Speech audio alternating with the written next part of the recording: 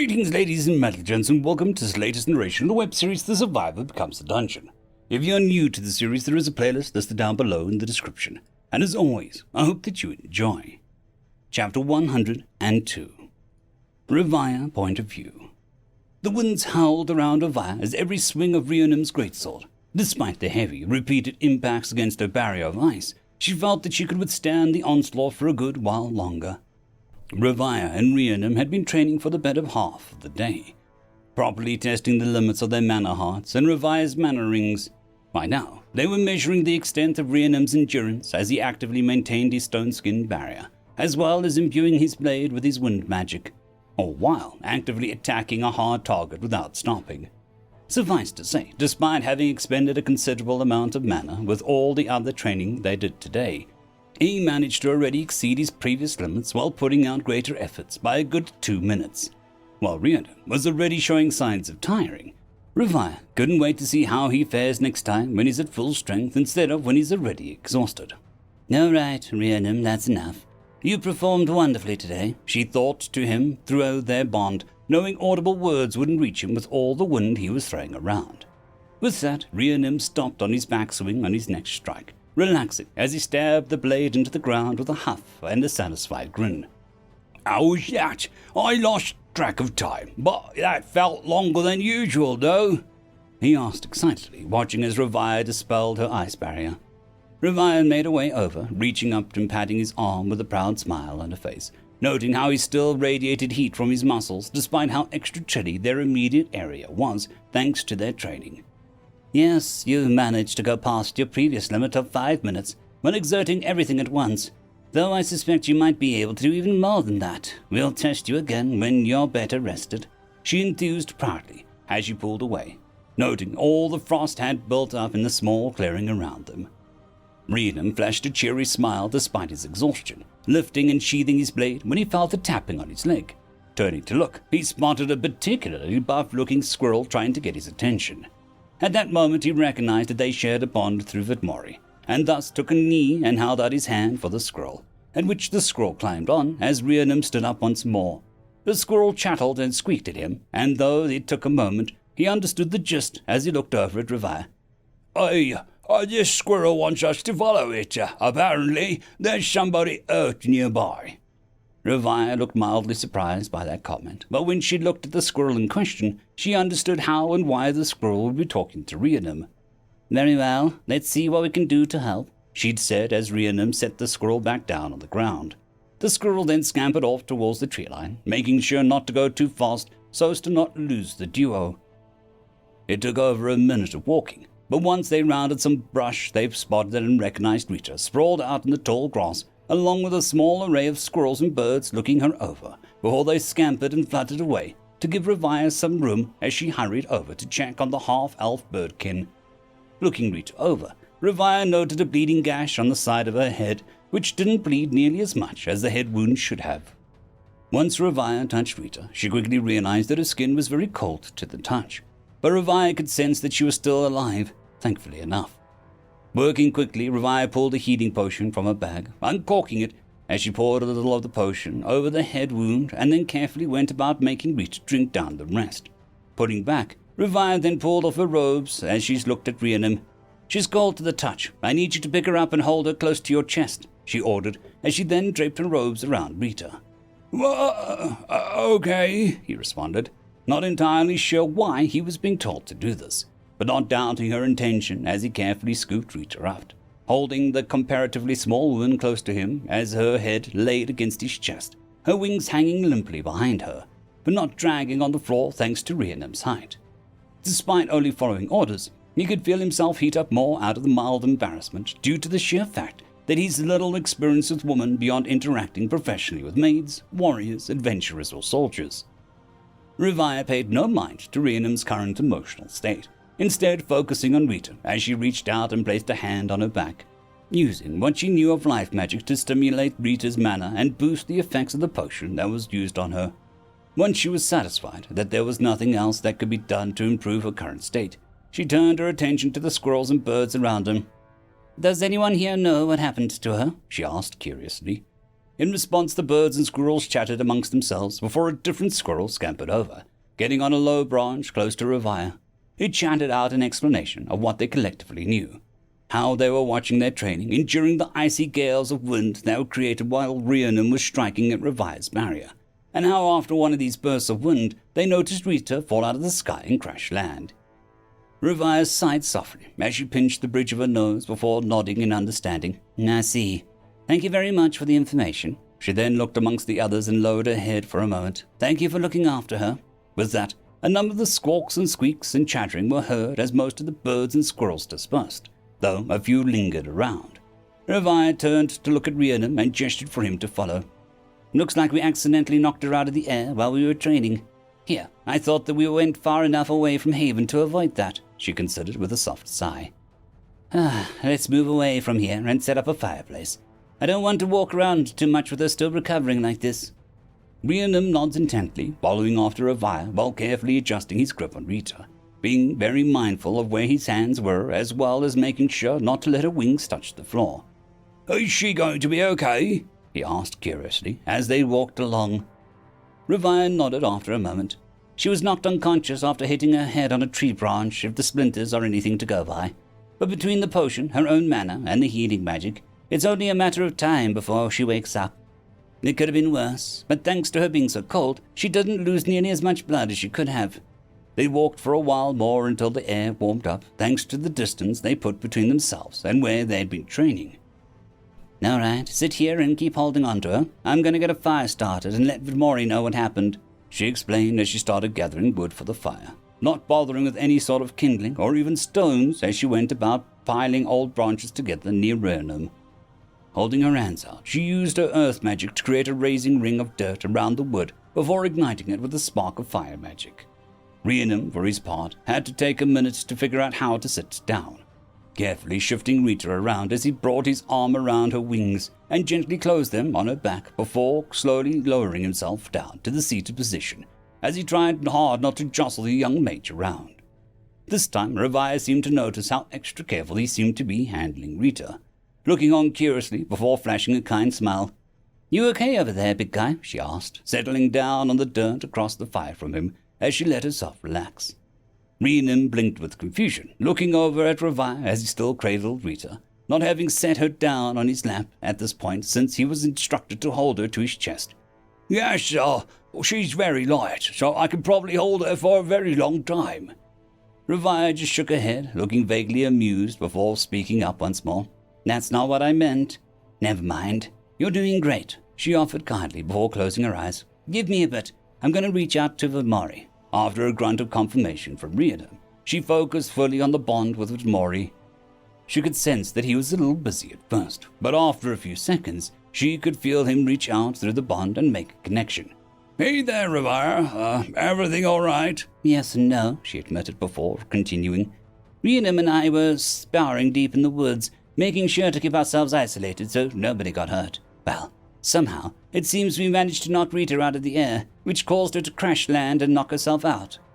She could sense a spike in alarm from him, though he seemed to calm himself down as he responded.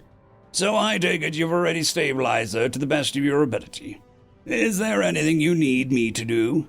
Revire smiled to herself, appreciating the trust he had in her. Yes, Vidmori, she's stable now. I just wanted to make sure that you were aware of the situation. We're just waiting for her to wake up.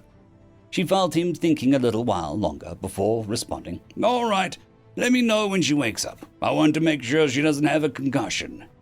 She could understand the words he said, but she didn't really know what he meant by it. The concussion? What's that? She asked, hoping that he could clarify. You don't know what a concussion is? He asked after several moments of silence, and when she came up blank, he seemed to consider it some more before continuing. It's a type of condition that happens after a serious head injury. If she has one, I'll tell you more, he explained simply. Is there anything else? No, Vidmori. We'll let you know when she... Though, as she was thinking, she heard Rita start to stir in Rhiannon's arms. Ah, she's up now. All right. I'll be on my way over then. Stay where you are. With that, she could feel the connection wane, and her thoughts were her own once more as Revire looked over to the others. Rhiannon had wide eyes, not sure what to do now as he looked between Revire and Rita.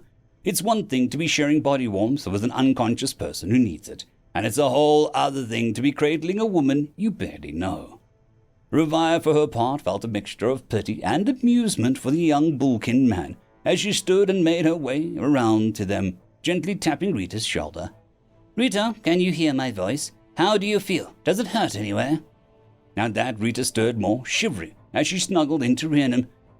No, not yet. Too cold," she mumbled under her breath. This only caused Rhiannon to stiffen more as he hesitated to even breathe now that Rita was at least half awake. Revire couldn't help but chuckle a little bit at his expense, but doubled down on her efforts as she tried to wake Rita properly, shaking her shoulder as she spoke out. "Rita, you need to wake up now. You suffered a blast from a very powerful combo of ice and wind magic and crashed. Not to mention you're making Rhiannon heat up more than he needs to warm you up," she mused while pulling away once more. Rita's eyes fluttered open once Revire said all that, her eyes darting around curiously before looking up to meet Rhiannon's eyes, her cheeks starting to heat up as she quickly realized that she had been snuggling into, "Hey?" Rhiannon swallowed anxiously, but was at least polite enough to respond, "Hey!" Revire smiled, looking between the two youngsters as she chuckled a bit. "Oh, look at that. It seems Rita managed to warm up nicely. Go ahead and set her down, Rhiannon," she mused as she made her way around the fire and settled down again. Rhiannon obliged, carefully maneuvering Rita around to set her down while Rita helped herself to do the same, attempting to flare her wings before realizing that she'd been wrapped up in some robes. All in all, she looked very confused, still trying her best to remember everything that happened. You said I crashed, right? Why, Revire piped up as she tilted her head a little while looking Rita over. "Your body was also freezing, cold to the touch. Rhiannon here is a great heat source, so between him, my robes, and the fire, we helped you warm up. Oh, and as for your injuries, it wasn't anything a potion of some life magic couldn't handle," she explained helpfully. "I see. Thanks," Rita replied slowly, gently rubbing her head where the gash had been. Blinking a few more times, it looked as if she was still waking up as she glanced between Rhiannon and Revire. "Ah, that's right," she exclaimed suddenly before addressing Revire. "I came to look for you. I need your advice and perhaps some tutoring if it isn't too much trouble." Revire wasn't expecting that, but smiled kindly as she nodded a bit. "Well, it's been a century since I've actively taught magic to another mage, but, well, no, that's a lie. I did teach Vidmori some of the basics the other day, and I'll likely keep teaching him more." She shrugged a bit before regarding Rita. "I'd be happy to offer any assistance or advice she might need." Rita nodded intently, having taken off the robe by now that she was carefully folding it up before passing it over to Rhiannon, who quietly took it from her hands. "I'd like to learn more about dreamwalking and how to safely navigate dreams while you're not fully immersing yourself in the viewer's perspective." Revire considered this before having a realization and offering Rita a pitying look. "So, you've reached day 1 of the apocalypse of Vidmori's world?" she asked knowingly, though she then considered something. "I would have thought that he'd be more mindful of his memories by now." Rita nodded intently as Revire spoke. "Yes, I suppose the curiosity got the better of me as I spoke to Jack.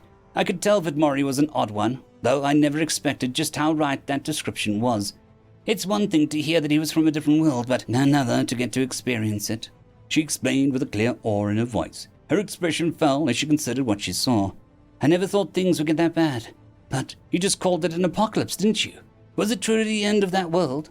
Revire tilted her head from side to side in consideration. "Well, do you intend on seeing the rest of his memories?" Rita blinked at that before nodding after a moment. "Yes. Despite the harrowing experience I witnessed, I would like to see how things go." Revire smiled at that before nodding at her. "Then all I have to say to that is," she brought her finger to her own lips and made a soft shushing sound. "Spoilers," she mused kindly before chuckling a bit. "But in regard to your request, I'll be happy to teach you more about dreamwalking tonight, if you're up for it." "Up for what?" Vidmori asked, startling everyone there as they turned to see him come into view as he passed through some brush. It was vaguely unnerving, to say the least, at his sudden appearance. Revire knew just what his body could theoretically be capable of, and what he was capable of before even having magic. But considering he likely came from the mountain when he told her he was on the way, and now he was here, looking only mildly disheveled and otherwise fine and not without breath, well, The idea of it all only stoked her ego at how well her creation was performing. "Dreamwalking practice," Ravaya said with a kind smile as she regarded him. "Rita recently began walking your memories and wanted to know how to do so more safely." "Safely? Are there risks and dangers to such things?" Vidmore asked curiously, looking genuinely concerned by the notion as he walked over towards Rita and began looking her over with a vague intensity.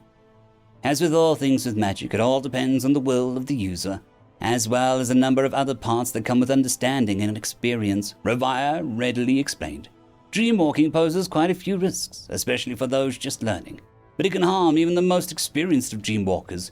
There are levels to dreamwalking, and the first and easiest to achieve is by placing yourself directly in the place of the dreamer and experiencing what they experience firsthand."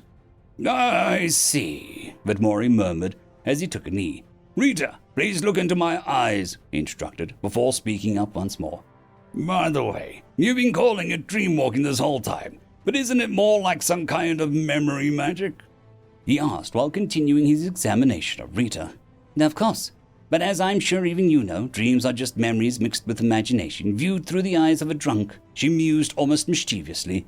"Or something like that anyways. Another reason it's called dreamwalking, as it is a form of magic that can be willfully done while sleeping and can be used for many things beyond wandering the memories of another." Vidmore hummed in consideration before putting away from Rita and offering a smile. "It looks like you're going to be fine," he mentioned as he stood and sat by the fire between Rhiannon and Ravaya, looking amongst everyone there. "So why the sudden interest in dreamwalking?" Ravaya gestured to Rita. "It seems she's been exploring your memories while using the most direct form of dreamwalking. The trouble is that she reached the day, Ravaya hesitated, scratching her cheek as she glanced over at Vidmore. "The day when things started falling apart." Vidmore looked, it was difficult for Ravaya to place his expression, but it was a mix of many things. He offered a simple nod before looking over at Rita. "I'm sorry that you had to see that," he said before looking over at Ravaya. "I actually wanted to ask you about that. Just about everyone with Mana Ring has seen my memories, though even Zassita, with just a Mana Heart, has seen at least some of my memories. I would like for you to teach me how to prevent it," he asked with a rather heavy heart. "As I'm sure you and a few others know, I've seen terrible things, and I've done even worse things to others that I wouldn't wish to be in the minds and memories of my worst enemies. So before the children in my care become powerful enough to access my memories, I want to be sure I can keep them from it so they don't burden them with those images." Ravaya knew exactly what he was talking about, turning to regard Rita before looking out to Vidmore once more. "Now, of course, Vidmore, I understand. I shall do my best to teach you. If it's okay with you, do you mind waiting until tonight before we start?" Vidmore offered a small smile and nodded. "Sure, I don't mind." He then looked over at Rita curiously. "If you still want to learn about my past, despite what I just said, well, you're a grown woman. I won't stop you if you're truly interested." Rita blinked with surprise, but nodded slowly. It was clear to Ravaya that her curiosity only grew more intense after hearing what he had to say. She couldn't blame her, but that only meant she needed to make sure to train Rita properly before she started venturing too far into his memories on her own. End of chapter. I'd quickly like to thank the T5 peeps: Vidmore, Terran on Air, Cold War Boomerwaffen, Sevaren Serberous, Red Panda 121, Leslie 517, Bushmaster 177, Casper Arnholtz, Cam Maxwell, Lightsjock, Dragzoon W.R.E, Lord Azrekahl, and Arcadian. Thank you.